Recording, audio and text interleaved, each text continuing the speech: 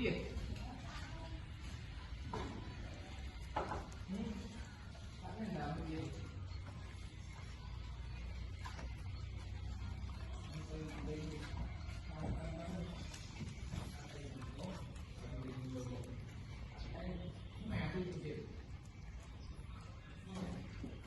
này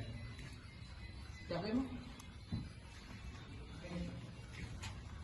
đang biết đâu bà mau chị bay ơi